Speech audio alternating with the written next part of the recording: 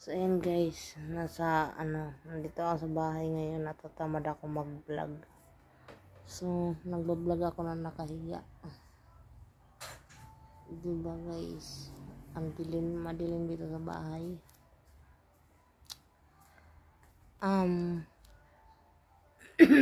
Excuse me lang ha. Inubo kasi ako.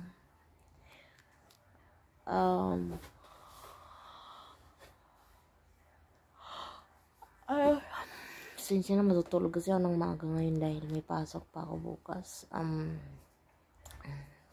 Kaya nag-vlog ako kahit nakahiga ako kasi ganito kasi yun sa mga viewers ko dyan na nagre-request ng ligo challenge. Ayan,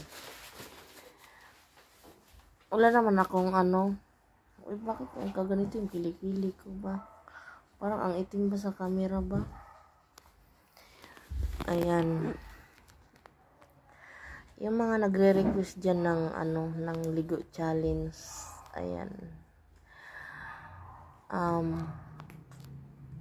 Comment down below sa mga kung ano yung masasabi nyo sa sinabi ni Kuya na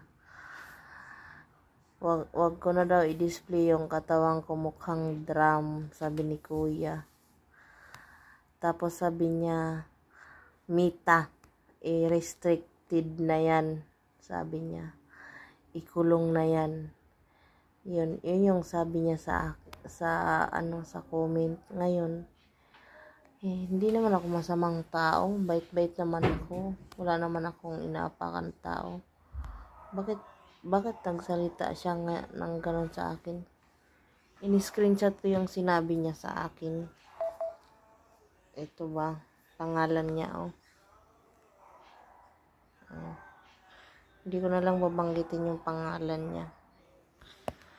Na high blood lang ako, kay nagbasa lang naman ako ng comment. Sabi niya, yun sabi niya, ate, mahiya ka naman, wag mo i-display katawan mo na parang septic tank na drum, di ba? Sa akin lang masasarap yung pagkain ko, yung binibili kong pagkain, mga crispy pata, ang mga lechon, mga ganon, galingin na sa bulsa ko, sa sahod ko. Di ko naman hiningi sa ibang tao. Tsaka proud ako dahil pinaghirapan ko tong katawan na to. Ayaw ng asawa ko na pumayat ako, Ayan, yun lang masasabi ko kasi na-discriminate yung katawan ko. Wala naman akong problema sa buhay ko. Bakit problemado sila sa akin, Isang tao lang yun siya. Bakit parang ang tindi ng galit niya sa mundo? Isamantalang kami, kahit may problema kami, nakangiti pa rin. Tsaka, naman kung mataba ako, di ba? At least, wala akong inapakan na tao. Masaya yung buhay namin, yung iba nga, mahirap na magsalita ba? Basta sa akin, yun lang yung sa mga nagre-request ng ligo challenge. Buti nga, dinilit ko na nga yung iba. Request, kaya ko lang naman nagawa yun na magligo challenge kasi request naman yun ng mga viewers ko. Kaso nga, yun nga, na dinidelete ko na unti-unti yung mga videos ko na about sa ligo challenge kasi kati ng ilong ko, teka lang, sinisipon yata ako. Dinidelete ko na kasi yun nga, milyon na yung nanonood, diba? So, ayun lang. May ano pa ba yung sinabi niya?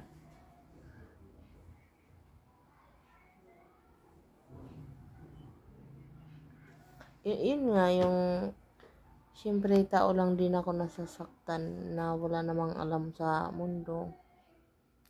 Kung hindi naman yan dahil sa viewers ko na request, di ko rin naman yan gagawin. Tsaka, na-delete ko na nga yung iba. Tsaka, yun lang.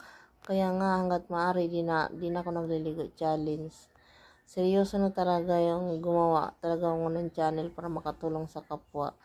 Kaso, kahit gustuhin ko man tumulong sa kapwa, wala rin naman akong maibigay kasi bukod sa wala akong sahod, wala rin naman nag-sponsor, diba? Nagbibigay ako sa abot ng aking makakaya, pero hindi kalakihan yun, guys. Ganun lang. Tsaka, at least, diba, kahit paano, kahit maliit lang na halaga, nakakapagbigay ako. Hindi tulad ng iba na wala nang ambag sa buhay ko. Nagsalita pa ng masama, hindi nila alam kung anong pinagdadaanan ko sa buhay, diba? Tsaka ayoko na stressin sa sarili ko. Diba, hindi naman sila yung bumibili ng gamot ko. Tsaka isa pa, aminado akong malaki ang tiyan ko dahil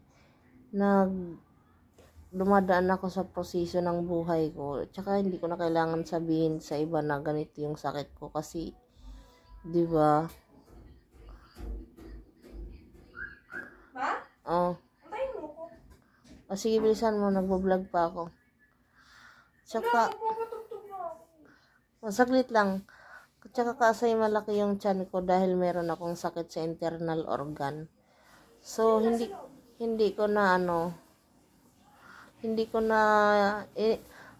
yun ang dahilan kung bakit mataba ako, kung bakit malaki yung tiyan ko. Kahit anong diet ko, kahit kumain ako hanggang dito lang, kahit kumain ako ng half rice, hindi ako papayat kasi mayroon nga akong sakit sa internal organ. Bago pa lang ako sa trabaho ko, doon ko naditik na namana ko siya sa magulang ko. So, wala na akong magagawa doon, di ba? Wala kung tutuusin, hindi ko dapat ipaliwanag yung sarili ko sa ibang tao dahil di naman ako nakakaapak ng buhay ng iba. Kung tutuusin, sila pa yung nangaapak sa pagkatao ko, di ba? Na yun nga, ikulong na yan, sabi niya, i-restrict na yan. Bakit? Ano bang ginawa ko? Hindi naman ako kriminal, di ba? Yun lang, masasabi ko doon sa nanood sa akin. Sa mga ayaw sa channel ko, pwede naman kayong umalis, ganun. Huwag na kayong manood, dami-dami sinasabi. Para hindi na rin kayo ma-high blood. Di ba? Ako nga sa buhay ko, di ako na high blood. At saka, sa dami ng tao sa mundo na nakilala ko, siya lang yung nagsalita sa akin ng ganun. Siguro ko kilala niya ako. May lihim lang talaga siya na alam mo na. So, yun lang guys. Thank you for watching.